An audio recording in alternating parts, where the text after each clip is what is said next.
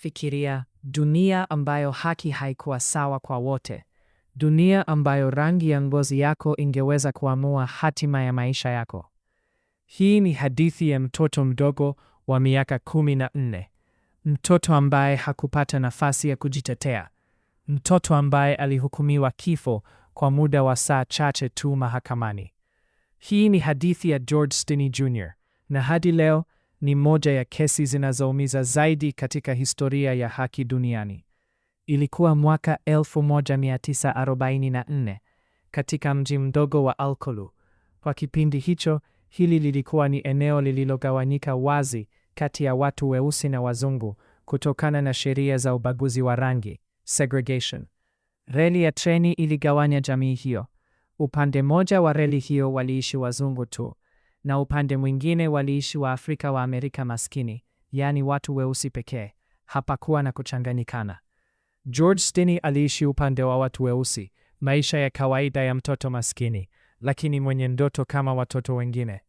Mnamo tarehe 23 Machi 1944, wasichana wawili wazungu, Betty June Binnicker, miaka 11, na Mary Emma Thames, miaka 7, walitoweka ghafla baada ya kuonekana mara ya mwisho wakizunguka kwenye eneo la mji huo. Siku iliyofuata, miili yao ilipatikana kwenye shimo la maji, ditch, ikiwa imeuawa kikatili. Jamii nzima ilishtuka, hofu ilitanda, hasira ililipuka, na haraka sana macho yote yalielekezwa kwa mtoto mmoja. George Stinney Jr. akiwa na miaka 14 tu, alikamatwa na polisi. Alikuwa mdogo sana, mweusi, maskini, bila msaada wowote wa kisheria. Inasemekana alihojiwa peke yake, bila wazazi, bila wakili. Na baada ya masaa machache tu, polisi walidai kuwa alikiri kufanya mauaji, lakini hadi leo hakuna ushahidi rasmi wa maandishi ya kukiri kwake uliowahi kuwasilishwa mahakamani.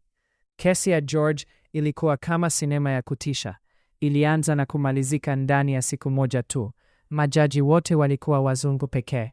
Wakili wake hakuwa na nguvu wala maandalizi. Hakuitwa shahidi yeyote wa kumtetea. Baada ya majadiliano ya dakika 10 tu, mahakama hiyo ilitoa hukumu.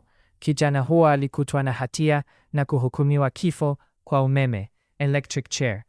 Tarehe 16 Juni 1944, George Stinney Jr. alipelekwa kunyongwa kwa umeme. Alikuwa mdogo sana kiasi kwamba aliketi juu ya vitabu ili kufikia kiti cha umeme. Kofia ya umeme ilikuwa kubwa kuliko kichwa chake. Ripoti zinasema kuwa alilia, alionekana kuogopa sana, na baada ya sekunde chache, maisha yake yalikatika. Alikuwa mtu mdogo zaidi kunyongwa katika historia ya kisasa ya Marekani. Kwa zaidi ya miaka 70, familia yake ilipigania haki. Hatimaye, mwaka 2014, mahakama ya South Carolina ilifungua tena kesi hiyo, na ndipo ukweli ulipoanza kuonekana. Hakukuwa na ushahidi wa kutosha. Kukiri kwake kulikuwa na mashaka. Hakupata haki ya msingi ya kujitetea. Mahakama ilitangaza rasmi kuwa George Stinney Jr. hakupata kesi ya haki, na hukumu yake ilifutwa rasmi, exonerated. Lakini leo jina lake limekuwa ishara ya mapambano dhidi ya ukosefu wa haki. Wakati mwingine historia haituachi na majibu, inatupa maumivu na maswali. Ni watu wangapi waliwahi kuonewa kama George? Na ni nani mwingine bado hajapata haki? Hii ilikuwa ni hadithi ya George Stinney Jr., mtoto ambaye dunia ilimhukumu kabla haijamsikiliza.